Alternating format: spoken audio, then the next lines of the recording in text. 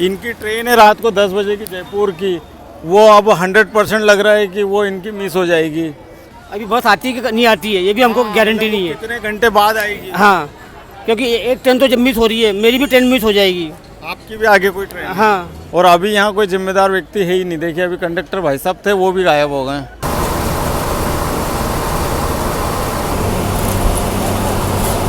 भैया गाड़ी तो हमारी लग गई ऑपरेशन थिएटर में। भाई साहब रोडवेज की बसों में व्लॉगिंग करना मजाक नहीं होता है। तो भाई साहब ये गाड़ी तो फेल हो गई है, श्री रामपुर इंदौर वाली। अलग ही चमक रही है सबके बीच एक ही हरी। भाई साहब मैं इस वक्त हूँ धुले के बस स्टैंड पर, और धुले के बस स्टैंड के अंदर रेनोवेशन का काम चल रहा है। जहाँ पर बसें खड़ी होती है वहाँ पे सीमेंटीकरण हो रहा है, फ्लोरिंग का। तो इन्होंने एक पास में इनके पास दूसरा मैदान था एक, यहाँ पे बसों को शिफ्ट कर दिया अभी। अब यहाँ तो किसी भी तरह का कुछ समझ में नहीं आ रहा है कि कौन सी बस कहाँ जाएगी। मुझे इंदौर की बस चाहिए, लेकिन मतलब यहाँ कोई विंडो भी नहीं है, कोई जिम्मेदार व्यक्ति भी नहीं बताने वाला। तो किससे पूछें और किससे नहीं पूछें, और यहाँ पर बड़ा कन्फ्यूज़न हो रहा है। मुझे किसी ने बताया कि 40 गांव से इंदौर जाने वाली बस यहाँ कुछ ही मिनटों में या पलों में आ रही है। तो वो कहाँ से आएगी, कहाँ से जाएगी, कुछ समझ नहीं आ रहा है, क्योंकि बहुत सारी बसें खड़ी हैं और इसमें मेरी कौन सी बस हो सकती है, एक एक से पूछना पड़ेगा। या तो वैसे इन पर जो बोर्ड लिखा है वो तो मैं पढ़ रहा हूँ, 40 गांव से ये सूरत जाने वाली बस है, ठीक है। और ये जो बस है ये धुले से शिरपुर है। इंदौर की तो नहीं दिख रही। ये एक प्राइवेट बस है जो खरगोन जाएगी MP में, इंदौर नहीं जाएगी। और वैसे भी इंदौर होती भी तो मैं इसमें नहीं जाता। ये हर छोटी छोटी जगह रोकते हुए ले जाएंगे MP के अंदर, टाइम ज़्यादा लेंगे। तो इस वक्त हो रहा है 1:35 और मैं इंदौर का ट्रेवल शुरू कर रहा हूँ इस बस से, जिस पर लिखा है श्री रामपुर से इंदौर। ये बस अभी आई है धुले के बस स्टैंड, और मैं धुले के बस स्टैंड पर खड़ा हूँ। और यहाँ से अब मेरा जो ट्रेवल होगा ये इंदौर के लिए होगा। तो करीबन बस 5-1 मिनट में ये बस यहाँ से निकलने वाली है। ये देखिए ड्राइवर साहब आ चुके हैं और मुझे बैठना होगा। मैं पानी की बोतल लेने के लिए जाना चाह रहा था, लेकिन शायद वो नहीं जा पाऊँगा।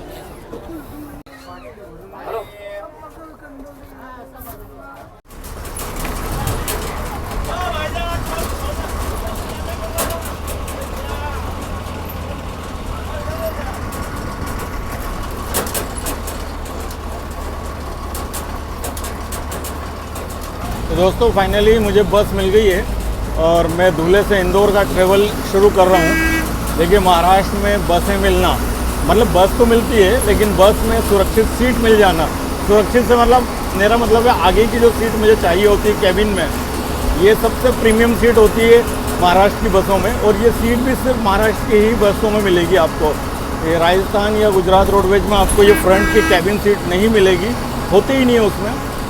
तो मुझे इस बस में मैंने जो ज़बरदस्त दौड़ लगाई, क्योंकि वैसे तो ये बस यहाँ पर 80% खाली हो गई, लेकिन इंदौर जाने वाले भी बहुत सारे लोग थे स्टेशन पर, बस स्टैंड पर, जो एक दूसरे से पूछ रहे थे। 2-4 ने तो मेरे से पूछ लिया कि इंदौर वाली बस कब आएगी। तो सबको पता चलता उससे पहले मैं इस बस में चढ़ गया और आगे की केबिन की सीट मैंने जब्त कर ली। तो इस वक्त हम ये धुले सिटी को क्रॉस कर रहे हैं, बाहर निकल रहे हैं, बस स्टैंड से बाहर आ चुके हैं।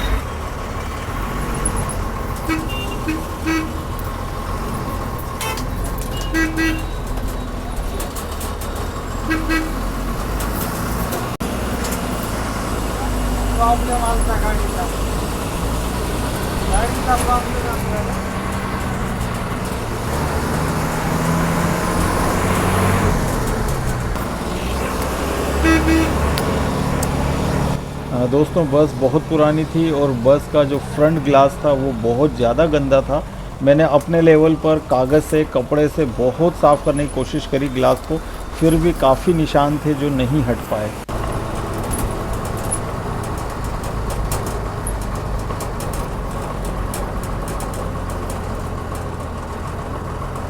दोस्तों धुले से इंदौर का इस बस का किराया है 376 रुपीज़ पर पैसेंजर, धुले टू इंदौर। दोस्तों धुले से इंदौर की दूरी 260 किलोमीटर है और कार के द्वारा ये दूरी करीबन 5 घंटे में पूरी कर ली जाती है, क्योंकि ये पूरा नेशनल हाईवे 52 यानी 4 लेन रोड है और बसें आमतौर पे 7 से 8 घंटे लेती है इस डिस्टेंस को पूरा करने के लिए।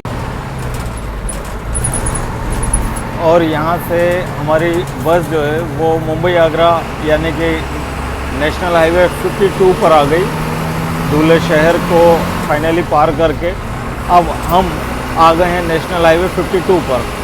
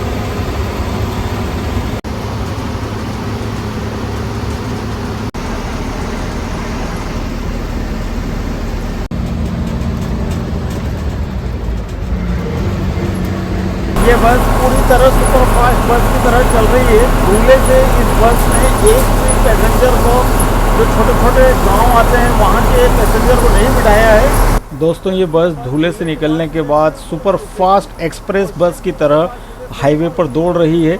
ये छोटे छोटे गाँव की सवारी को बिल्कुल नहीं बिठा रहे हैं और ड्राइवर भी एक्स्ट्रा स्पीड में बस को चला रहे हैं और इसका अगला स्टॉप सीधे शिरपुर ही होगा।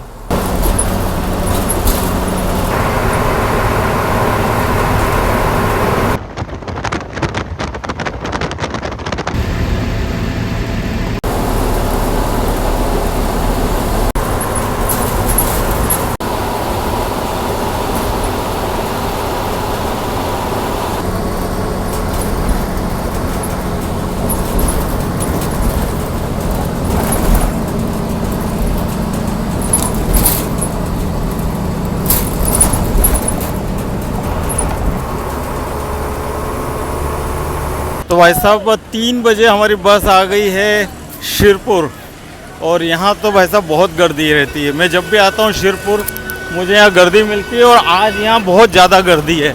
गर्दी तो समझ गए होंगे ना आप। और ये हरी वाली हमारी बस, अलग ही चमक रही है सबके बीच, एक ही हरी।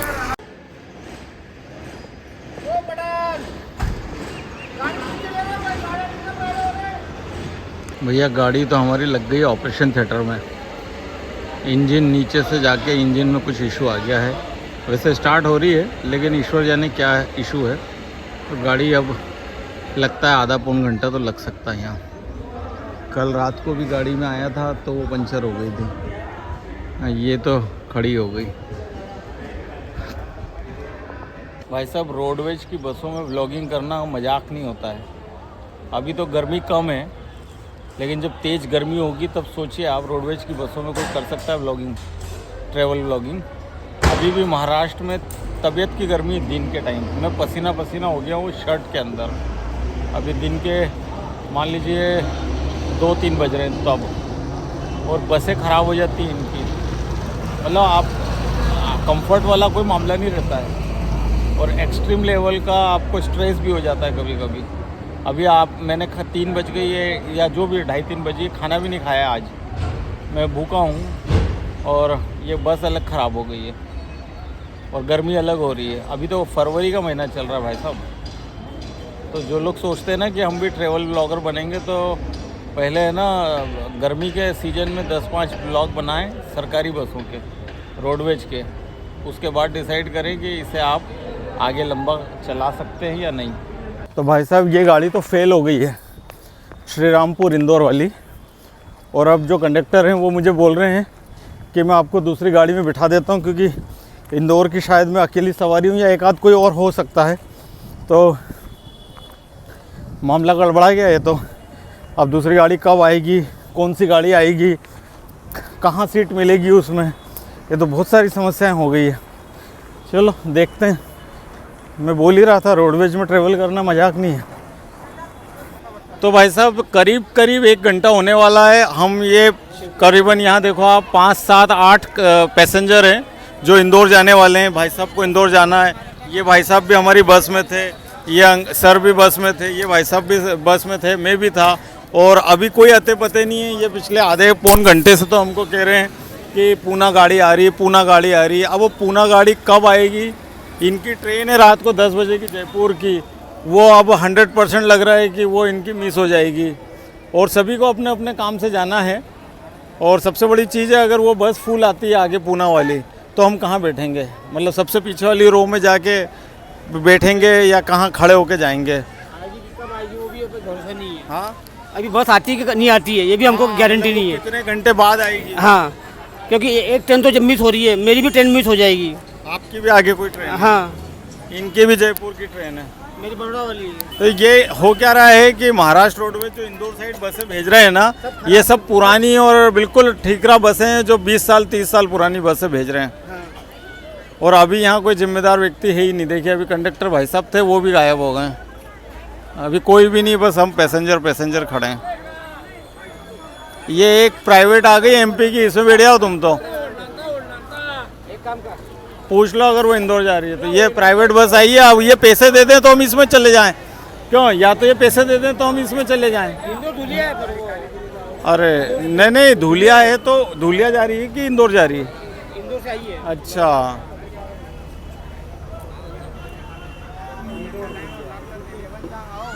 फाइनली 2.5 घंटे के बाद बस फिर से स्टार्ट हो गई है। बस के रेडिएटर का बेल्ट टूट गया था और उसे बदलने में पूरे 2.5 घंटे लगे। और उसके बीच काफ़ी सारी चीज़ें हुई और वो मैं आपको बाद में बताऊंगा। तो अभी 5:30 बज रहे हैं और बस जो है वो शिरपुर से बाहर निकल रही है। अब बस में और भी पैसेंजर आ गए हैं, तो बस फिर से काफ़ी भरी भरी सी हो गई है, क्योंकि काफ़ी सारे पैसेंजर तो इंदौर जाने के ही थे और भी लोगों ने इंतज़ार किया कि ये गाड़ी ठीक होगी और फिर वो इंदौर के लिए इसमें बैठेंगे। क्योंकि एक गाड़ी जो ये बोल रहे थे पूना गाड़ी, वो पूना गाड़ी तो आई ही नहीं। उसके कारण भी और पैसेंजर का लोड इस गाड़ी पर बढ़ गया। पहले ये गाड़ी कैंसिल होने की स्थिति में आ गई थी, लेकिन फाइनली फिर ये ठीक हो गई और अब ये इंदौर की तरफ बढ़ रही है।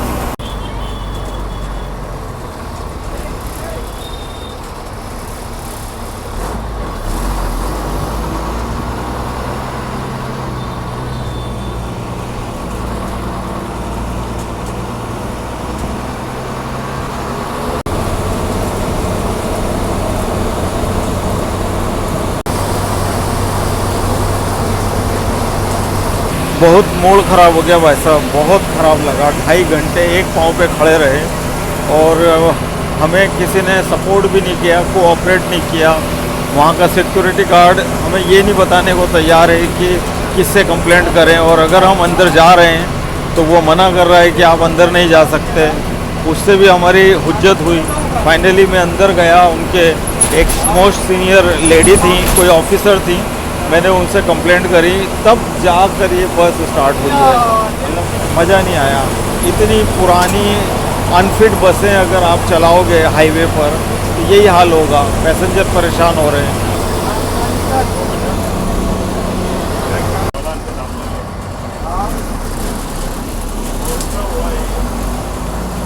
ये जब मध्य प्रदेश से महाराष्ट्र में गाड़ियाँ आती हैं ना, तो जितने भी ट्रक वाले हैं इनको महाराष्ट्र ट्रैफिक पुलिस या RTO रोकता है। मेरे ख्याल से RTO है, ट्रैफिक पुलिस नहीं है। तो बैरिकेडिंग करके रोका जाता है, एक एक गाड़ी को रोका जाता है। बेचारे।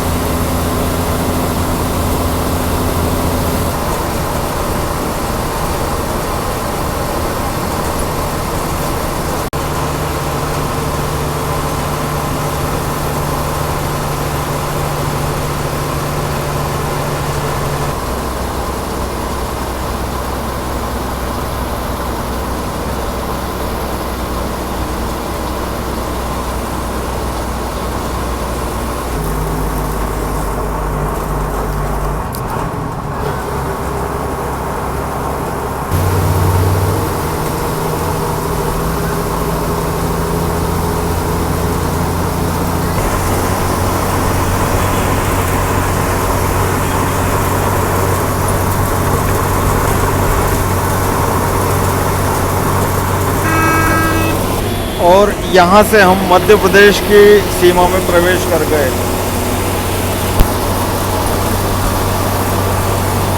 ये प्लेट्स आमतौर पर रात को ले जाई जाती है, लेकिन अभी यहाँ दिन में ले जाई जा रही है और इसके कारण यहाँ सड़क पर, हाईवे पर जाम लग रहा है। ये देखिए,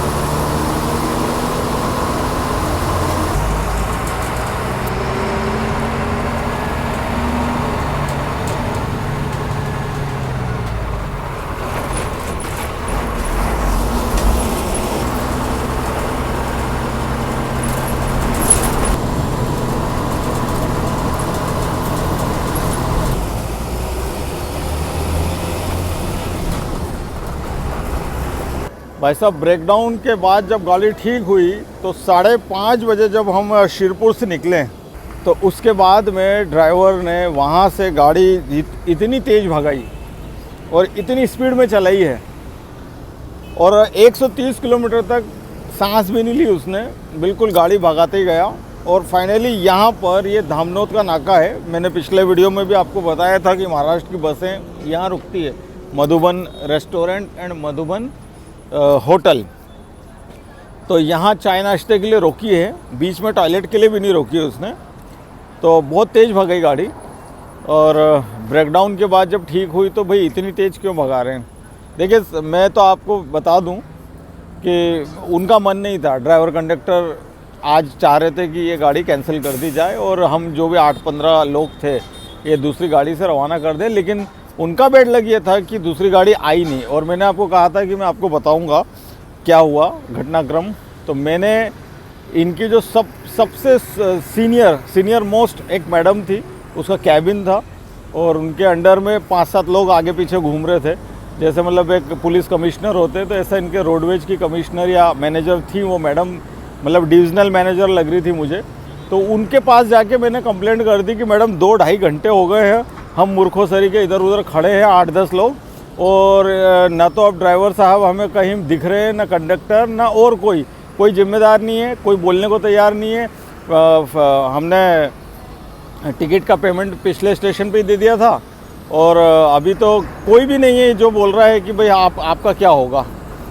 तो फाइनली मैंने उनको जाकर वहाँ कंप्लेंट करी तो उन्होंने फिर सबको आड़े हाथ लिया, सबकी क्लास लगा दी और 10 मिनट के अंदर गाड़ी स्टैंड पर आ गई। आप सोचिए गाड़ी में सिर्फ रेडिएटर बेल्ट जो था ना, वो रेडिएटर बेल्ट टूट गया था, तो वो रेडिएटर बेल्ट दूसरा डालना था। अब पूरे मैकेनिक आ गए, करीबन उनके केबिन में उन्होंने 25 मैकेनिक को बुला लिया।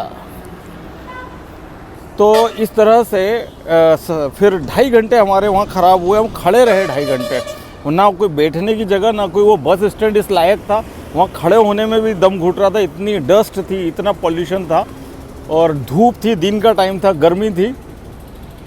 तो 5:30 बजे फिर इन्होंने गाड़ी स्टार्ट करी, तो अभी 8:30 बजा है, मतलब 8:15 पे यहाँ आ गई थी बस। तो यहाँ मैंने पोहा और चाय का नाश्ता कर लिया है। मैं सुबह से भूखा हूँ, आज पूरा बिल्कुल भूखा। सुबह भी पोहा ही खाया था, चाय पी थी, और दिन में जब ये घटनाक्रम चला तब थोड़े से कुरकुरे मुरमुरे खा लिए, 1-2 पाउच बस। और ये अब जाकर, हाँ अंगूर लिए थे मैंने, अंगूर याद आ गया मुझे, ये धूले बस स्टैंड पर मैंने अंगूर ख़रीद लिए थे थोड़े से, तो वो खा लिए थे। वो अंगूर से मेरे को ताकत मिली, मुझे ऐसा लग रहा है, और अच्छा किया अंगूर ख़रीद लिए थे। तो अब ये 8:30 बज गई है, तो अभी ये चाहे तो 2 घंटे में इंदौर लगा सकता है 10:30, और चाहे तो 2.5 घंटे में 11। और मैं मानता हूँ ये 2.5 में लगाएंगे, क्योंकि सिटी में ट्रैफिक भी होता है, तो आखिरी में आप कितनी भी कोशिश करो वो टाइम लग जाएगा। मात्र हम 70-75 किलोमीटर दूर है इंदौर से, लेकिन 2 से 2.5 घंटा अभी यहाँ से लगेगा, यानी हम 10:30-11 के बीच इंदौर पहुँचेंगे। आप सोचो ये जर्नी हमें कितनी महंगी पड़ रही है, मतलब कितनी लंबी, महंगी इन द सेंस कितनी परेशान हो गए हम। दिन में मान के चलिए आप 2 बजे से इस ट्रेवल में है, 2 में हम 2 बजे बैठे थे धुले से, 3 बजे ये गाड़ी शिरपुर आई और वहाँ आके ब्रेकडाउन हो गई। ब्रेकडाउन मेरे हिसाब से तो नहीं हुई थी, बस वो रेडिएटर का बेल्ट इनका, क्या गाड़ी बढ़िया चल रही थी, कोई ओवर हीटिंग भी नहीं कर रही थी क्योंकि वो जो इनके डिविजनल मैनेजर मैडम के सामने मैकेनिक ने बोला भी था कि ओवर हीटिंग तो नहीं हो रही थी गाड़ी, लेकिन उनका कहना है कि रेडिएटर बेल्ट बदलना है। फिर रेडिएटर बेल्ट मिला नहीं तो उसको ढूंढने गए, बोले नाके पे ख़रीदने गए, नाका 1 किलोमीटर दूर था, ड्राइवर खुद गए तो वो 1 घंटे बाद आए। ये झोल था यहाँ कि आप नाके पे रेडिएटर बेल्ट ख़रीदने गए, बाइक से मेरे सामने गए, 1 घंटे में 1 किलोमीटर में से होके आने में आपको 1 घंटा क्यों लग रहा है? आपने वहाँ कितना टाइम किल किया?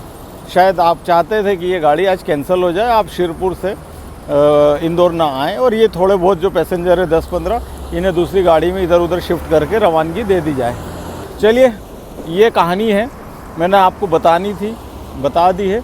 और मैं सच कहूँ इतनी पुरानी और इतनी ख़तरनाक बसों को इनको अब रिटायर कर देना चाहिए। मतलब ये BS2 या BS3 बसें हैं और इनका एक एक कलपुर्जा हिलता रहता है, ये कस के उसको रिपेयर कर के दौड़ाते रहते हैं। चलिए दौड़ाइए आप, 100-150 किलोमीटर वाली जर्नी में दौड़ाइए। अभी श्रीरामपुर से इंदौर आ रही है, श्रीरामपुर मतलब बिल्कुल आप शिरडी से भी उधर है, आप ये मान के चलिए 500 किलोमीटर का ट्रेवल है इसका, 500 किलोमीटर इंदौर आती है ये नॉन स्टॉप।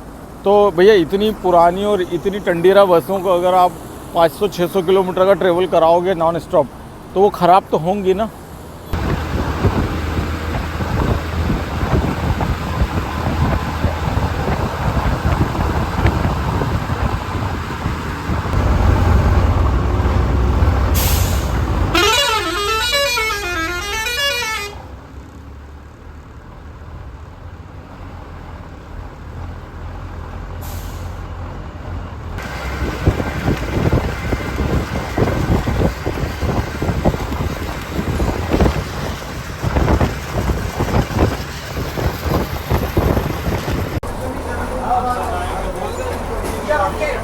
तो दोस्तों फाइनली रात की 10:40 पर बस इंदौर आ चुकी है, और अभी मुझे जस्ट यहाँ उतारा है सरोटे बस स्टैंड के ठीक बाहर, और वो खड़ी बस। तो ये थोड़ी सी थकाने वाली जर्नी थी, जैसा कि आपने पूरा समझा इस वीडियो को कि क्या क्या घटनाएं घटी हैं। थोड़ा सा मेरे लिए डिस्परेटिंग भी था कि बहुत ज़्यादा मैं इस जर्नी को लेके उत्साहित भी नहीं रहा, क्योंकि जब 2.5 घंटे आपको ब्रेक हो जाता है और आपका मूड जो है थोड़ा ऑफ हो जाता है, फिर वो जर्नी करने में वो मज़ा नहीं आता है। चलिए फाइनली जैसी भी जर्नी थी मैंने इसको रिकॉर्ड किया है, और अब आप बताएंगे कि आपको मेरी ये जर्नी कैसी लगी है। चलिए फिर आपसे जल्द ही मुलाकात करूँगा एक नई जर्नी में, तब तक के लिए नमस्कार।